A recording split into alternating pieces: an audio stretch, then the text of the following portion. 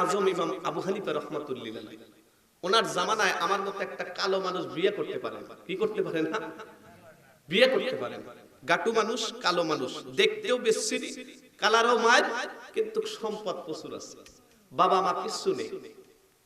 এই আব্দুল মালিক যেখানে যায় সেখানে বিয়ে ভেঙে যায়। তো উনি ঘটককে ধরলেন, ঘটককে কিছু টাকা দিলেন, টাকা দিয়ে বললেন যে আমাকে একটা বিয়ে করাই। ঘটকরা যেভাবে 9-6 বলে না, সওয়ালের যদি থাকে 2 বিঘা জমি, বলে 10 বিঘা আছে, সমস্যা নেই।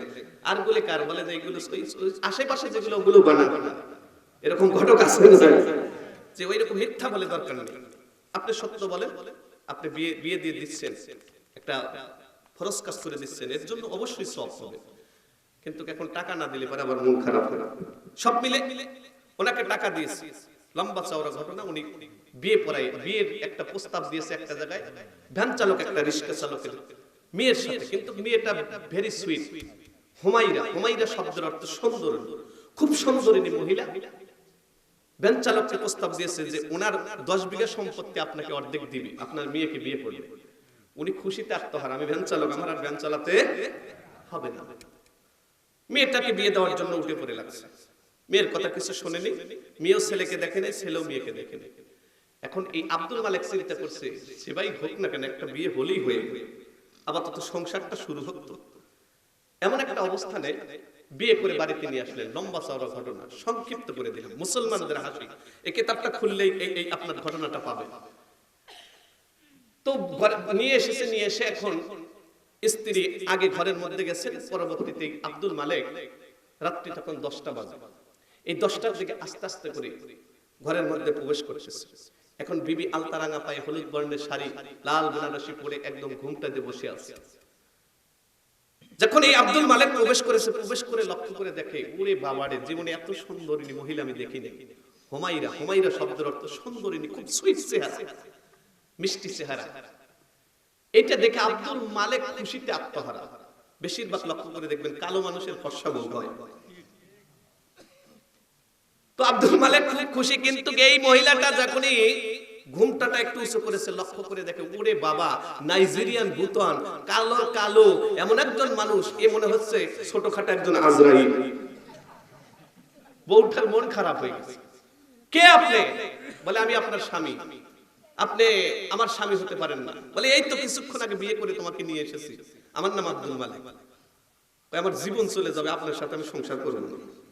এইরকম কালো মানুষের সাথে আমি এক তো না খেয়ে থাকবো, তবু এই কালো মানুষের সাথে সংসার করব না। এমন কথা বলার পরে আব্দুল মালিক চিন্তা করতেছে ঘটনাটা কি, খুব বুঝানো শুরু করেছে। কিন্তু মেয়েরা যদি খেট ধরে গো, ছাগলের মতো, ছাগল চেনেন না, যদি খেটা ধরে সামনে পানি, দেখেন কত 12টা বেজে যাবে। এরকম কিছু খেটা মেয়েরা আছে না? মাদের কথা বলবো, আপনারা রাগ করেন, আমার ভাইদের কথা একটু বুঝাই। তো এই খেটা ধরে আছে, আমি আপনাকে স্বামী হিসেবে মানতে পারবো না, আমি সকালবেলা চলে যাব। এখন আব্দুল মালিক চিন্তা করছে এনাকে একটা কিছু ডোজ দেওয়া দরকার, নইলে ভালো হবে না। উনি আস্তে করে যে বলতেছে, বিবিরে আমি ঠিক আছে, সব ঠিক আছে, তুমি যদি আমার সাথে মন খুলে প্রাণ ভরে যদি কথা না বলো, তাহলে এই রাতের মধ্যে আমি বলছি, ফজরের আগে যদি তুমি আমার সাথে কথা না বলো, তাহলে তুমি তালাক তালাক তালাক। এই কথা বলে আব্দুল মালিক ঘরের বারান্দায় গিয়ে সুন্দর করে বসে আছে। এখন 1 ঘন্টা যাওয়ার পর লক্ষ্য করে দেখে বউ আগের চাইতে হুতুম পেশার মতো মুখটা বাঁকা করে বসে আছে। এখন উনি চিন্তা করছে, আমি দিলাম একটা ডোজ, যে এই কথা ভয় করে হয়তো আমার সাথে কথা বলবে, কিন্তু কথা তো বলতেইছে না, আরো বাঁকা বেশি হয়ে গেছে। এখন ফজরের আগে যদি কথা না বলে, তাহলে তো বউ চলে যাবে, তালাক হয়ে যাবে, কি করা যায়? উনি একটা হারিকেন নাগায় আস্তে করে দৌড় শুরু করে দিয়েছে। আপনাদের ইমাম সাহেবের বাড়ি, হুজুরদের কাছেই তো যাওয়া দরকার নাকি? বারুপুর, এই যে আল আমিন সাহেবের বাড়িতে একটা হারিকেন নাগায় দৌড় শুরু করেছে। যে দেখে, ওরে বাবা, এর 3-4 বাড়ি ছোট মানুষ দাওয়াত খায়া পেট ফুলায় লাখ টাকায় ঘুম পাড়তেছে। আব্দুল মালিক ডাকতে বলে, আলামিন হুজুর। আলামিন হুজুর কথা বলে না, যেভাবে শেষ পর্যন্ত দরজা, আলামিন হুজুর দরজা খুলে দেখে, ওরে বাবা, কালোর কালো, নাইজেরিয়ান কালো একজন আজরাইলের মতো কে যেন দাঁড়িয়ে আছে। বলে কে? কয় আমি আব্দুল মালিক। কোথায় থেকে এসেছো? কয় চরমেটুয়ালি থেকে। কি হয়েছে? বলে কি আর হবে, আমার বউ তালাক হয়ে যাচ্ছে। কেন তালাক হলো? বলে আমি এই কথাটা বলেছি। কই তুমি যেটা বলেছো তোমার আগে ফজরের আগে তোমার বউ যদি কথা না বলে তাহলে তালাক হয়ে যাবে। আমি বলে হুজুররা খালি মানুষের বাড়ি খায়, একটা ভালো ফতোয়া দিতে পারে না, পক্ষে যদি না আসে রাগই হয়, হয় না হয় না? মন খারাপ করে চিন্তা করছে এখানে থাকা যাবে না।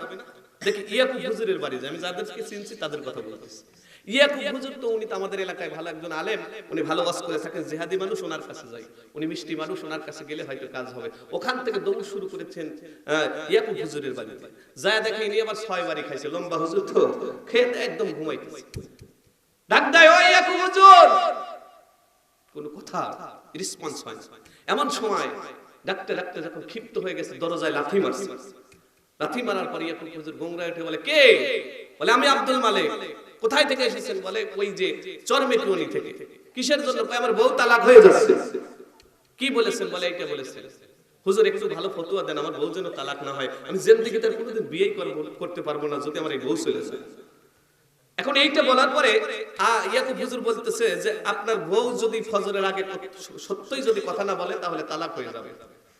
এখন আস্তে করে বলতেছে ওনার বাড়ি সেই আপনার হলো বারুপুর, আর আপনার বাড়ি এই খামারপাড়া না কোন দিকে, খামারুল্লাহ পাড়া, এই মাঝখানে এই আসতে না আসতেই আপনারা কি দুইজনে একই কথা বলে একই কথা বলতেছে। হুজুররা খুব খারাপ। উনি চিন্তা করছে এখানে থাকা যাবে না, খুব নিয়ে আটার দাগে চলে যাবে। আব্দুর রাজ্জাক হুজুরের কাছে, মুহতামিম হুজুরের কাছে যাব, উনি আল্লাহওয়ালা মানুষ, ওনার কাছে যাব। উনি আস্তে করে একদম হারিকেন নাগায় ওখান থেকে একটা দৌড় শুরু করে দিয়েছে। আমি সে বলছি কিন্তু এই দৌড় দিয়ে গিয়ে দেখে যে উনি ওই অত রাত্রে খুব সুন্দর করে কোরআন থেকে তেলাওয়াত করতেছে। আর রহমানু আল্লামাল কুরআন খালাকাল ইনসানা আল্লামাহুল বায়ান।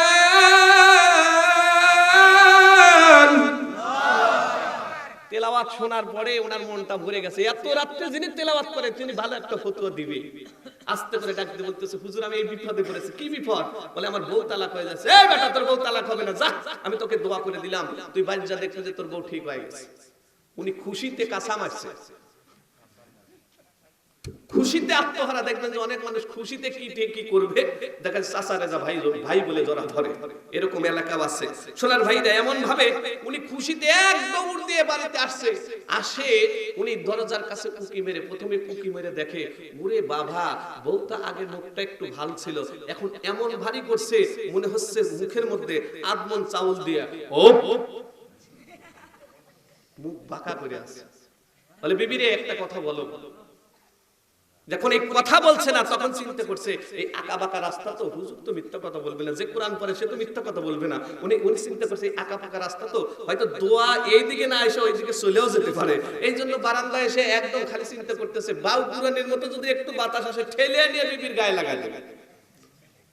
যারা বিপদে পড়ছে তারাই ভালো জানে, বইয়ের বিপদে যারা পড়ছো ভাই তারা ভালো জানো। এই যে বলতেছি একটু মনে করতেছে। আবার ওই বউ নিয়ে অনেক শান্তিতে আছে অনেক। সোনার ভাইরা এখন এই আব্দুল মালিক চিন্তা করছেন যে ঘটনাটা কি, এই কোরআন পড়নেওয়ালা হুজুরও তো মিথ্যা কথা বলে। ওনার মনের মধ্যে ভালো লাগতেছে না। সময় দেখে যে তখন 3টা বাজে। কয়টা বাজে? 3টা বাজে। আব্দুল মালিকের গা খালি ঘামে যাচ্ছে। কিছুক্ষণ পরেই তো ফজরের আজান। আজান দিলেই বউ তালাক, আর আমি জিন্দেগিতে কোনোদিন বিয়ে করতে পারবো না। এমনি তো বিয়ে করতে পারি না, তারপরে বউ চলে গেলে বলবে যে ওটা পুরুষই না। এরকম হয় না ভাই? হয় না? আব্দুল মালিক উনি খুব সুন্দর করে আল্লাহ বিল্লাহ করতেছে। আল্লাহ এই মুরব্বির দোয়াটাও কাজে লাগলো না রে। বলতে না বলতে রাত্রি 4টা বাজে, 5টা বেজে গেছে। এমন সময় আপনাদের এই মাস্টারবাড়ি মসজিদের মধ্যে, এমন একটা মসজিদের মধ্যে একজন এত সুন্দর করে আজান শুরু করে দিয়েছে। আল্লাহু আকবার, আল্লাহু আকবার, আশহাদু আল্লা ইলাহা ইল্লাল্লাহ।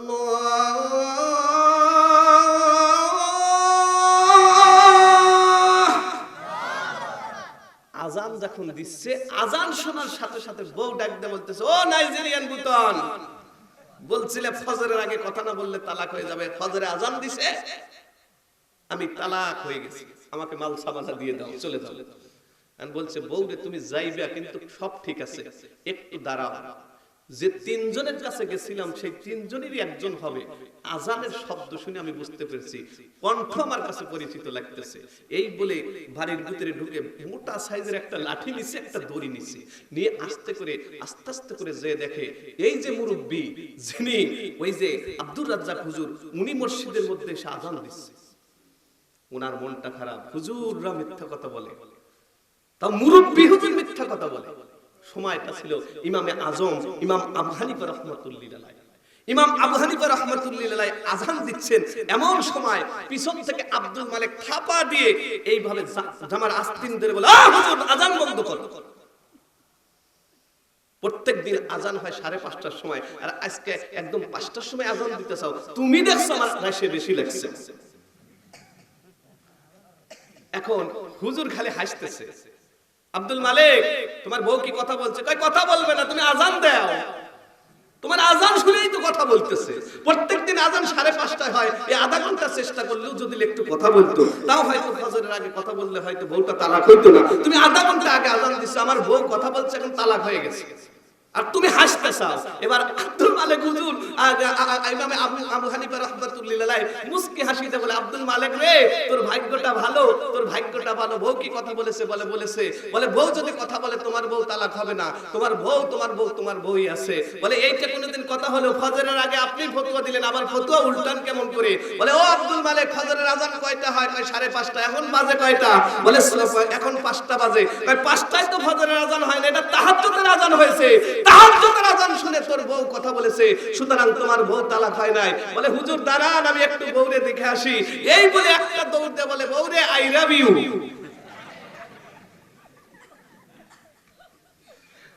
খুশিতে আই লাভ ইউ বলবে, বলতেছে আই লাভ ইউ।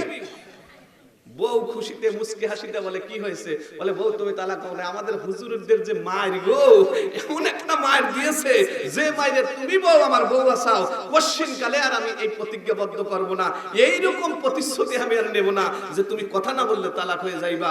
বউ ডাকতে বলতেছে, আমিও তোমারে ভালোবাসি, আই লাভ ইউ টু। এই বলে বুকের মধ্যে চাপ দিয়ে বলে, কালো মানুষ যে বউরে বেশি ভালোবাসে আমি সেটা প্রমাণ করেছি। জোরে বলেন সুবহানাল্লাহ।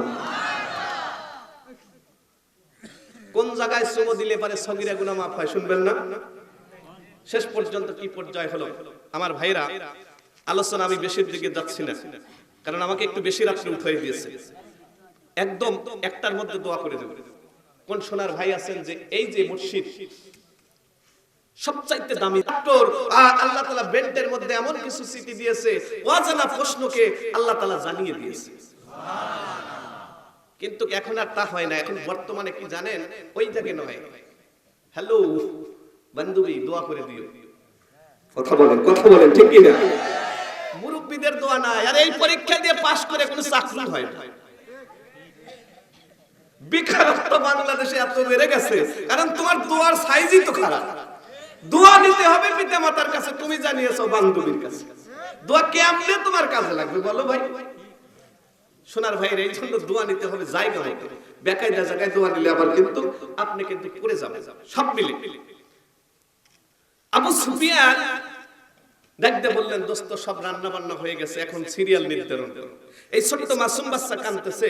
মুরব্বিরা আস্তে করে বলল, বাবাজি তাহলে ওই যে আবু সুফিয়ানের বাড়িকে দাওয়াত পেয়েছো? বলে চাচা আমাকে 1 সপ্তাহ আগেও দাওয়াত করেছিল, কিন্তু এই 1 সপ্তাহ পরে আর দাওয়াত করে নাই। কেন? বলে আমি মুহাম্মাদের হাত ধরে আমি পৃথিবীর শ্রেষ্ঠ নিয়ামত কালেমা গ্রহণ করেছি। জোরে করুন না সুবহানাল্লাহ। ছোট্ট মাসুম বাচ্চা ডাক দিয়ে বলে, ও মুরব্বি বাবাজি আপনারা তাড়াতাড়ি করে চলে যান, আমি যাব না। কারণ আমার নবীজি বলেছেন মুসলমান হয়ে কখনো বিনা দাওয়াত খায় না, বিনা দাওয়াত খেতে পারে না। আপনারা যে আমাকে নিতে চাইতেছেন, না না না, সেখানে যাওয়া যাবে না। আমার নবীজি বলেছে বিনা দাওয়াত খাওয়া মুসলমানদের জন্য জায়েজ নাই। জোরে বলেন না সুবহানাল্লাহ। আপনাদের এই এলাকায় কি জিয়ারত অনুষ্ঠান হয়? জিয়ারত অনুষ্ঠান হয়, নিয়ত করে 500 মানুষের জন্য একটা লিস্ট হয়, কিন্তু কই 500 মানুষ কি সীমাবদ্ধ থাকে? সীমাবদ্ধ থাকে? 500 মানুষ সীমাবদ্ধ থাকে না। বাড়ির এলাকায় একদম 12টা বাজা ফালায়, মানুষ দাওয়াত দিয়েছে 500, দেখা গেছে সেখানে 1000 মানুষ হয়েছে, তার মানে একদম বাড়িওয়ালাকে একদম 12টা বাজিয়ে দিয়েছে। কথা বলেন ঠিক না ঠিক? সে বিনা দাওয়াতের মানুষগুলোর আবার সাইজ কি, প্যান পরে, রিস্কা নিয়ে, ব্যান নিয়ে, মোটর সাইকেল নিয়ে, ওর ভাবটাই আলাদা। আপনাদের এলাকায় এরকম আছে কিনা? আমার এলাকার কথা বলছি, 100% এই লোকগুলো। আমি বলছি ও সোনার ভাইয়েরা, মুসলমান হয়ে তুমি যদি বিনা দাওয়াত খাও, আল্লাহর কসম করে বলছি সারা জীবন ভরা হজ করার পরেও তোমার গুনাহ আল্লাহ তাআলা মাফ করবে না, কারণ তুমি বিনা দাওয়াত খেতে পারো না। আল্লাহ রাসূল নিষেধ করেছে, আর রাসূলের নিষেধ যে মানে না সে কখনো মুসলমান হতে পারে না। কথা বলো ঠিক না ঠিক? ছোট্ট মাসুম বাচ্চাকে জোর করে ধরে নিয়ে একদম আস্তে আস্তে করে চলে গেলেন একদম ওই দরবারে, মজলিসে নিয়ে যা বসাইয়া দিলেন। আবু সুফিয়ান, উতবা সাইবা মুগিরা সবাই মিলে সুন্দর করে লিস্টটা আস্তে আস্তে করতেছে। ওয়াহিদ ইসনানি সালাসা আরবা খামসা, এইভাবে লিস্টটা পড়তে যাইয়া আবু সুফিয়ান যখন লিস্টটা পড়ে, একজন করে মানুষকে একটা করে প্লেট দেয়, আর লিস্টটা পরে আরেকটা প্লেট দেয়, একটা লিস্ট পরে আবার প্লেট দেয়। এই রকম দিতে দিতে যখন সামনের দিকে অগ্রসর হয়, ছোট্ট মাসুম বাচ্চা ডাকতে বলে, মুরব্বি বাবাজিরা আমাকে ধরে রাখবেন না, আমাকে যে আপনারা জোর করে নিয়ে এসেছেন, ওই যে আবু সুফিয়ান কিন্তু আমার লাইনে আসতেছে, উনি যদি জানে যে আমি এই দরবারে এই মজলিসে এসেছি দাওয়াত খাওয়ার জন্য, তাহলে কিন্তু আমাকে মার দিবে, আঘাত করবে। এই মুরব্বিরা ডাকতে বলে, না বাবা না, তোমার প্রতি আমাদের মায়া আছে, আমরা যদি আবু সুফিয়ান তোমাকে খেতে না দেয়, আমাদের কিছু খাবার অংশ তোমারে দিব, তুমি খেয়ে নিবা। বাবাজি, আল্লাহর বান্দা ছোট্ট মাসুম বাচ্চা ডাকতে বলে, মুরব্বি বাবাজিরা আপনি দয়া করতেছেন, আবু সুফিয়ানের মধ্যে কোনো এই দয়া নাই, আবু সুফিয়ান আমাকে ধরবে, মারবে, আমাকে আছাড় মেরে দিবে। বাবাজি এমন করে যখন বললেন, তারপরেও মুরব্বিরা ছেড়ে দিলেন না। এই আবু সুফিয়ান, উতবা সাইবা মুগিরা কয়েকজন মিলে লিস্টটা দেখে আর একটা করে প্লেট দেয়। প্লেট দিতে দিতে যখন এই ছোট্ট মাসুম বাচ্চার কাছে চলে আসলেন, ও বন্ধু, আল্লাহর বান্দা ছোট্ট মাসুম বাচ্চার দিকে আবু সুফিয়ান একবার লিস্টের দিকে তাকায়, আবার ওই ছোট্ট মাসুম বাচ্চার দিকে তাকায়, একবার লিস্টের দিকে, আবার ওই লিস্টের দিকে, আবার ওই ছোট্ট মাসুম বাচ্চার দিকে তাকায়, বলে, কে তুই? বলে, আমি অমুক জায়গার অমুক সন্তান, 7 দিন আগে বিশ্ব নবীর হাত ধরে কালেমা গ্রহণ করেছি। বলে, আমার এই সংবাদটা আমার কানে এসেছে, তুই সেই বাদশা যে মুহাম্মাদের হাত ধরে কালেমা গ্রহণ করেছি, তুই যার হাত ধরে কালেমা গ্রহণ করেছিস সে ফকিন্নির বাদশা, ফকিন্নি, সে তোকে ভালো খেতে দিতে পারবে না, তুই যা তার কাছে। আবু সুফিয়ান যখন এমন করে কথা বলে, একদম কলারটা চেপে ধরে উঁচু করে আছাড় মেরে দিলেন। বাবাজি, আল্লাহর বান্দা ছোট্ট মাসুম বাচ্চা ডাকতে বলতেছেন, ও আবু সুফিয়ান, তুমি একটা নয়, দুইটা নয়, বারবার আমাকে আছাড় মারো, আমি তোমার বাড়িতে আসছি, এই জন্য অপরাধ, তুমি আমাকে মারলেও মেরে ফেলতে পারো, কিন্তু আবু সুফিয়ান রে, আরে একটাবার যদি আমার নবীর বিরুদ্ধে যদি একটাবার স্লোগান দিয়ে একটাবার বলিস ফকিন্নির বাচ্চা, ফকিন্নি, যেই নবীকে তৈরি না করলে আল্লাহ তাআলা কোনো কিছু তৈরি করতেন না, এমন একজন নবীকে আমি মনে প্রাণে ভালোবাসি। নবীজি বলেছেন, লা ইউমিনু আহাদুকুম হাত্তা আকুনা হাব্বা ইলাইহি মিন ওয়ালিদিহি ওয়া ওয়ালাদিহি ওয়ান নাসি আজমাইন। এই সকল বিষয়ের চেয়ে আমার নবীকে ভালোবাসি। আমার নবীজির বিরুদ্ধে যদি আর একটাবার কথা বলিস, আবু সুফিয়ান তোর গাল কিন্তু লাল করে দেব। কথাটা বলতে দেরি হয়, আবু সুফিয়ান আবারও বললেন, ফকিন্নির বাচ্চা, ফকিন্নি। 6 মাসের 6 বছরের সন্তান লাফ দিয়ে উঠে আবু সুফিয়ানের গালের উপরে পাটাং করে একটা চর মেরে দিলেন। আল্লাহু আকবার।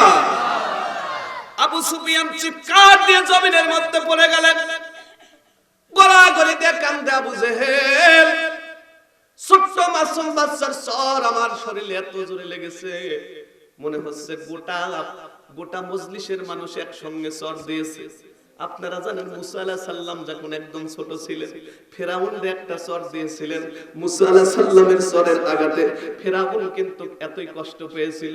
বাবাজি, আল্লাহর যদি পক্ষ থাকে, আল্লাহ যদি আপনার সঙ্গে থাকে, গরিব হওয়ার পরেও দোয়া করবেন, আল্লাহ আমি মজলুম, আমার চতুর্পাশে বড় লোক মানুষ আমাকে কষ্ট দেয়, তুমি দেখছো আল্লাহ। আল্লাহর কসম করে বলি, এই দুনিয়ায় যদি বিচার না হয়, কবর জগতে আপনি বিচার পেয়ে যাবেন। জোরে বলুন আল্লাহু আকবার।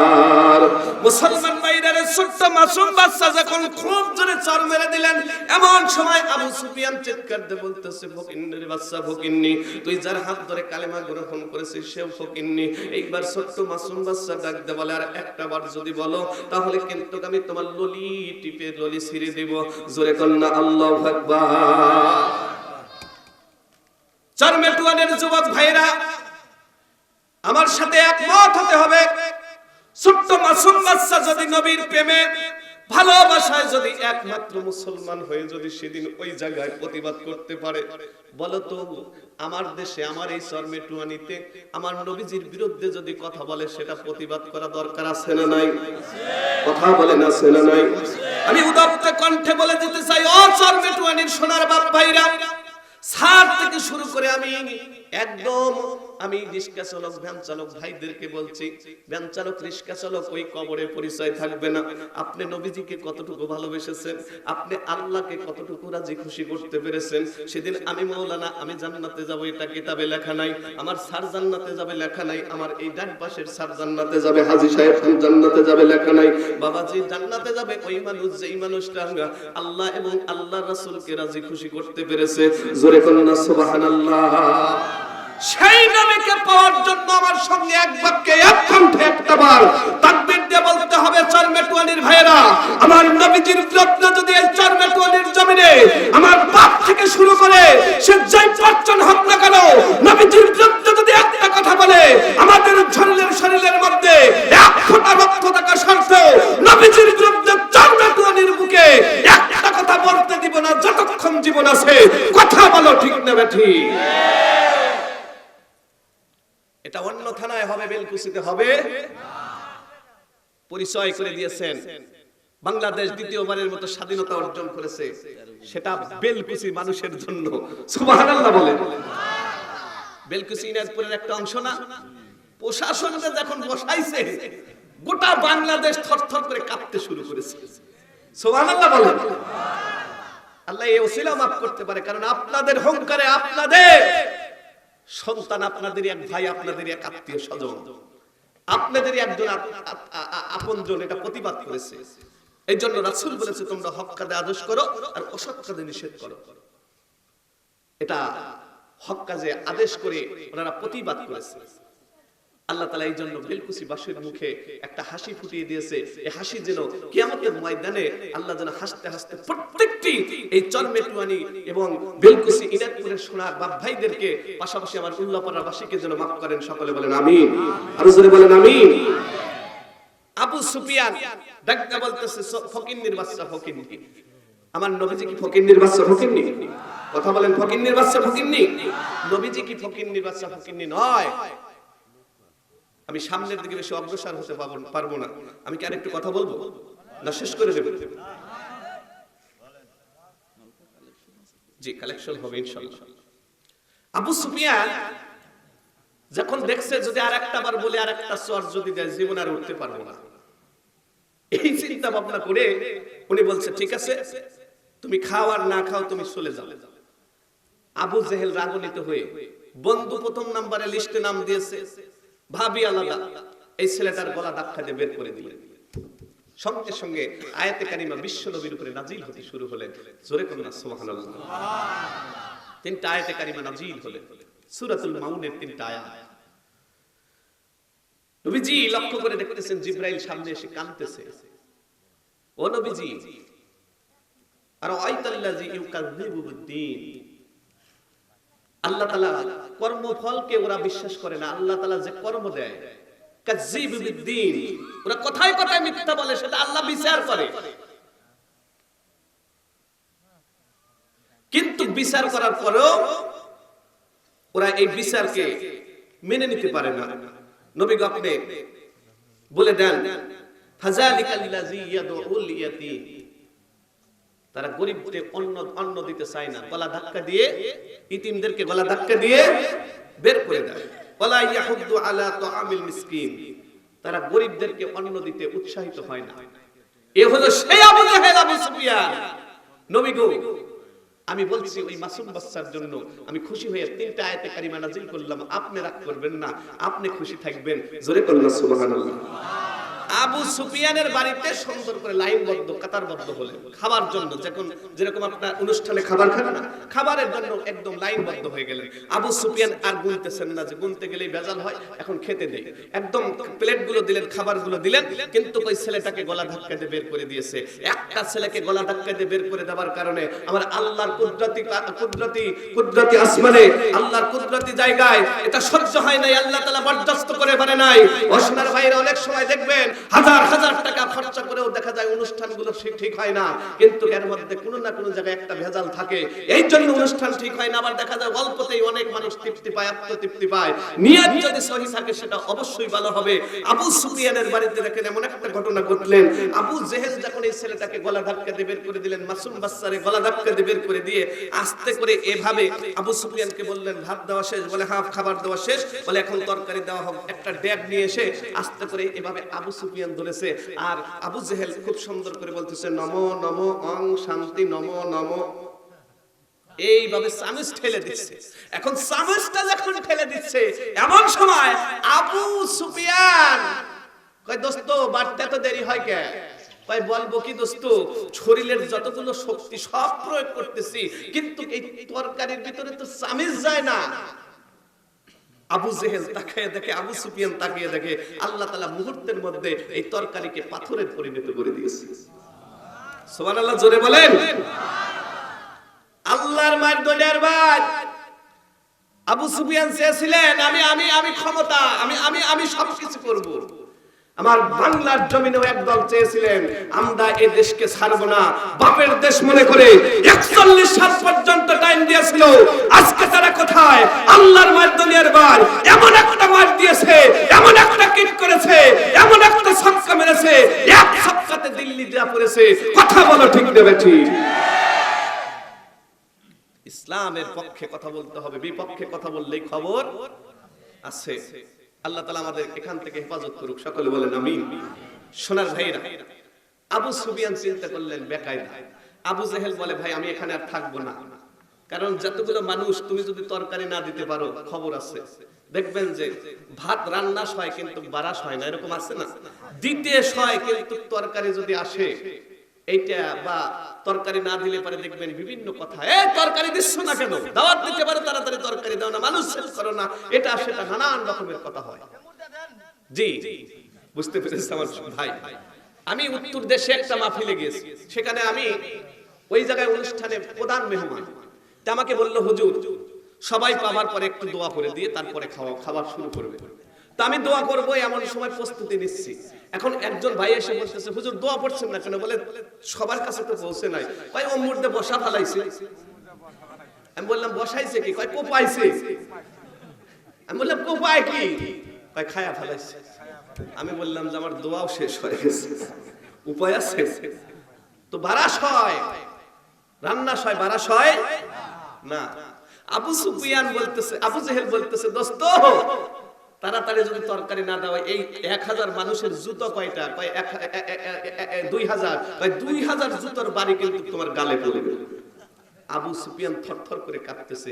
ঘটনাটা কি? কয় তুমি কাজটা করলে কি? আমি প্রথমেই বলেছিলাম মুহাম্মাদের দাওয়াত দাও নাই, আবার মুহাম্মাদের হাত ধরে যায় কালেমা গ্রহণ করেছে, তাকে গলা ধাক্কা দিয়ে বের করে দিয়েছো, এখন তো তোমার পরিণত হবেই। আবু সুফিয়ান বলে দোস্ত বাঁচাও, এখন কি করা যায়? কয় চাদর মুড়ি দাও, চাদর মুড়ি দিয়ে তাড়াতাড়ি করে মুহাম্মাদের কাছে যাও। কয় মুহাম্মদ কি তাই মাফ করবে? কয় মাফ করে কি না করে একবার যাও, কাছে যাও, যা ডাক দাও, দেখো মুহাম্মদ তোমার প্রতি কত খুশি থাকে। আল্লাহর বান্দা যখন এমন করে বলতেছিলেন, আবু সুফিয়ান আস্তে করে চাদর মুড়ি দিয়ে সামনে দিয়ে যখন রওনা হয়েছে, বলে সামনে দিয়ে কে যায়? 1000 মানুষ তাকিয়ে আছে। উনি বলে কেউ না, কিন্তু কণ্ঠ তো চিনতেছে মানুষ। কে যায়? চাদর মুড়ি দিয়ে কে যায়? তরকারি না দিয়ে কে যায়? আবু সুফিয়ান বলতেছে কেউ না, কিন্তু যখনই বলেছে কেউ না, গোটা মানুষ বুঝতে পারছে আবু সুফিয়ান যাইতেছে। আবু জেহেল অনুরোধ করে বলতেছে 2টা মিনিট আপনারা সময় দেন। এখন আবু সুফিয়ান দৌড়ে গিয়ে দেখেন বিশ্ব নবীর সামনে ছোট্ট মাসুম বাচ্চা এভাবে দাঁড়িয়ে আছে, তার পাশে একজন দাঁড়িয়ে আছে, তিনি হচ্ছেন আজরাইল আলাইহিস সালাতু জিবরাইল আলাইহিস সালাতু সালাম। বলতেছে ও নবীজি, আমি সূরা মাউনের 3টা আয়াত নিয়ে আপনার কাছে এসেছি, আপনি এই সন্তানের জন্য এই মুহূর্তে আল্লাহ তাআলা নাজিল করে দিয়েছে। জোরে কোন সুবহানাল্লাহ। মুসলমান ভাইরা ছোট্ট মাসুম বাচ্চা ডাকতে বলে হুজুর, আবু সুফিয়ান আপনাকে ফকিন্নির বাচ্চা ফকিন্নি বলেছে, আমার কষ্ট লেগেছে হুজুর। এই দুনিয়ার বুকে যদি আপনাকে কেউ গালি দেয়, আমার জীবন বাজি থাকতে, আমার জীবন রেখে, আমার জীবন থাকতে কোনোদিন আপনাকে কোনোদিন কষ্ট দিতে দিব না, আপনার কষ্টের কথা আমি কোনোদিন শুনতে পারবো না। হুজুর, আপনাকে যখন ফকিন্নির বাচ্চা ফকিন্নি বলেছে, আমি কিন্তু আবু সুফিয়ানরে একটা সর মেরে দিয়েছি। আল্লাহর নবী ডাকতে বলেন, ভাই বাবা রে, তুমি বুঝতে পারো নাই, তুমি কেন সর দিতে গেলা? বলে, আমার ঈমানটা তখন বাড়তেছিল যখন বলেছে ফকিন্নির বাচ্চা ফকিন্নি। হুজুর আমার কলারটা ধরে উঁচু করে এত জোরে একটা আঘাত করেছে, আমি একদম জমিনের মধ্যে পড়ে গেছি। আমার বাবা নাই, আমার মা নাই, ও এত জোরে মারলো, আমি এরপরও রাগ করি নাই, ঘুষা করি নাই। কিন্তু আবু সুফিয়ান যখন আমাকে বলছে ফকিন্নির বাচ্চা ফকিন্নি, হুজুর আমার ঈমানটা এতই বেড়ে গেল, যেই হাত দিয়ে আপনার হাত ধরে কালেমা গ্রহণ করেছি, ওই হাত দিয়ে একটা বসাইছি। আবু সুফিয়ান যে ডাকতে বলতেছে, মুহাম্মদ, তোমার এই ছোট্ট মাসুম বাচ্চার সর দেখো আমার গালের মধ্যে পুরাইতেছে। জোরে করেন না আল্লাহু আকবার। আমার নবী কেমন নবী, দয়ার নবী। এমন সময় আস্তে করে ডাকতে বলতেছে, আবু সুফিয়ান রে, তুমি তাড়াতাড়ি করে চলে যাও, আমি এখনই এই ছোট্ট মাসুম বাচ্চাকে সঙ্গে করে নিয়ে আসছি। মুসলমান ভাইরা, যেই নবীরে দাওয়াত করলো না, যেই নবীর হাত ধরে ছোট্ট মাসুম বাচ্চা কালেমা গ্রহণ করেছে, সেই ছেলেটাকে আঘাত করলেন, নবীজি রাগ করলেন না, গোসা করলেন না। তার মানে ঈমানদার মুমিন বান্দা রাগ করে না, ঈমানদার মুমিন বান্দা সর্বদাই আল্লাহর পক্ষে থাকে, আল্লাহ রাসূলের পক্ষে থাকে। এমন সময় আবু সুফিয়ান ডাকতে বলে, মুহাম্মদ, সত্যই যদি তুমি আমার এই গোশতগুলো যদি আগের পরিণত করে দাও, তাহলে অবশ্যই অবশ্যই আমি তোমার হাত ধরে কালেমা গ্রহণ করব। আমার আপনার বিশ্বনবী দয়ার নবী আস্তে করে ডাকতে বললেন, আবু সুফিয়ান তাড়াতাড়ি যাও। এই ছোট্ট সন্তান ডাকতে বলতেছে, হুজুর আপনি ওখানে যাইবেন না, ওখানে যাইবেন না, ওখানে যাইবেন না। জিবরাইল ডাকতে বলতেছে, ওখানে যাইবেন না। কিন্তু এইবার বিশ্বনবী ডাকতে বলতেছে, ও জিবরাইল, ও মাসুম বাচ্চা, তোমরা শুনে নাও, আল্লাহ তাআলা কুরআনুল কারীমের মধ্যে বলেছে, ওয়া মা আরসালনাকা ইল্লা রাহমাতাল লিল আলামিন। কালেমা পড়েন, লা ইলাহা, মাইক সুইচ করতে দিছ হচ্ছে না, ইল্লাল্লাহ, লা ইলাহা, মুহাব্বত, লা ইলাহা, সুবহানাল্লাহ ওয়ালহামদুলিল্লাহ, লা ইলাহা ইল্লাল্লাহ, ইল্লাল্লাহ, ইল্লাল্লাহ, ইল্লাল্লাহ, সুবহানাল্লাহ ওয়ালহামদুলিল্লাহ, লা ইলাহা, লা ইলাহা ইল্লাল্লাহ মুহাম্মাদুর রাসূলুল্লাহ। সকলে জবান খুলে বলেন সাল্লাল্লাহু আলাইহি ওয়াসাল্লাম। আমার নবীজি আস্তে করে রাগ করলেন না, ঘোষা করলেন না, আবু জেহেলের প্রতি রাগ করলেন না, উতবার প্রতি রাগ করলেন না, আবু সুফিয়ানের প্রতি রাগ করলেন না। আকাশের দিকে তাকিয়ে বলতেছে, আকাশের মালিক, আমি যদি আবু সুফিয়ানকে চেষ্টা করি, হেদায়েতের মালিক তুমি আল্লাহ। এমন করে যখন কথাটা বললেন, আস্তে করে নবীজি একদম ওই দরবারে চলে গেলেন। হাজার মানুষ চাতক পাখির মতো তাকিয়ে আছে। মুহাম্মদ আমার আপনার বিশ্ব নবী আস্তে আস্তে করে হাঁটি হাঁটি পা পা করে যখন আবু সুফিয়ানের বাড়িতে গেছে, আবু সুফিয়ানের বাড়িতে গিয়ে লক্ষ্য করে দেখে গোশতগুলো সব পাথর হয়ে গেছে। আস্তে করে ডাকতে বলতেছে, ও মুহাম্মদ, এই যে গোশতগুলো পাথর হয়ে গেছে, তুমি কি একটু এর শুরুয়া করে দিতে পারো না? তুমি অবশ্যই পারবা। আবু জেহেল বলতেছে, এটা তুমি ছাড়া কেউ এই গোশতকে, এই পাথরকে গোশতর পরিণত আর দ্বিতীয় কেউ করতে পারবে না। কারণ তারা বিশ্বাস করেছে, তারা জানে মুহাম্মদ একজন সত্যবাদী মানুষ। তারপরেও আল্লাহ যদি কপালে হেদায়েত না লেখে, যতই বলুক না কেন, যতই চেষ্টা হোক না কেন, যতই বলি না কেন, যতই ওয়াজ মাহফিল করি না কেন, যতই বলি না কেন যে নামাজ পড়েন, কবরের কথা বলি, যতই কবরের কথা ভয়ঙ্কর বলি না কেন, আল্লাহ যাদেরকে কবুল করবে না, তারা কখনো এই মসজিদে এসে সেজদা দিতে পারবে না। কথা বলেন ঠিক না ঠিক? আবু সুফিয়ান ডাকতে বলতেছে, হুজুর মুহাম্মদ, আমি অবশ্যই আমি তোমার হাত ধরে কালেমা গ্রহণ করব। বিশ্বনবী আস্তে করে আঙ্গুলটা, শাহাদাত আঙ্গুলটা মুখের মধ্যে দিয়ে বিসমিল্লাহ বলে একদম যখন ওই পাথর, গোস্ত পাথর হয়েছে, এই পাথরের উপরে হাতটা রেখেছে। সঙ্গে সঙ্গে আবু জেহেল তাকিয়ে দেখে, আবু সুফিয়ান তাকিয়ে দেখে, অটোমেটিকলি গোস্তগুলো, পাথরটা আগের মতো গোস্তের পরিণত হয়ে গেল। আবু সুফিয়ান মুস্কি হাসি দিয়ে বলে, এই জন্যই তো সকলে মিলে আমরা নেতারা বলি তুমি একজন জাদুকর। নাউজুবিল্লাহ বলেন।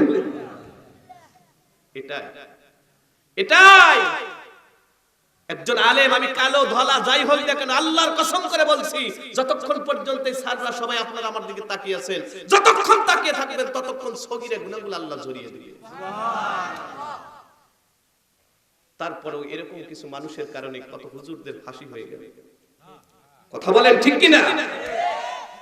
আল্লামা দেলোয়ার হোসেন সাইদিকে যখন বিষ প্রয়োগ করে মারা হলো, আমার বিশ্বাস যতগুলো ইমানদার মানুষ আছে এই মিটুয়ানিতে, চর মিটুয়ানি, উত্তরপাড়া, পশ্চিমপাড়া যাই বলেন না কেন, বেলকুচির জমিনে যতগুলো ইমানদার মানুষ আছেন, প্রত্যেকটি মানুষের অন্তরের মধ্যে বেজে উঠেছে, নারা দিয়েছে দলমত নির্বিশেষে। কথা বলেন ঠিক না ঠিক? সোনার ভাইরা, আমি আর সামনের দিকে অগ্রসর হব না, আমি শেষের দিকে চলে আসছি। আল্লাহর নবী একজন হুজুর ছিলেন। কি ছিলেন? হুজুর ছিলেন। হুজুরদের শক্তি আছে না নাই? আছে। একটা কথা বলি, আমি শেষ করে দিচ্ছি। নবীজি সাহাবীদের যে মর্যাদা সম্মান ছিলেন, তার পাশাপাশি আল্লাহর ওলিদের একটা সম্মান, কেরামতি ছিলেন। তার মধ্যে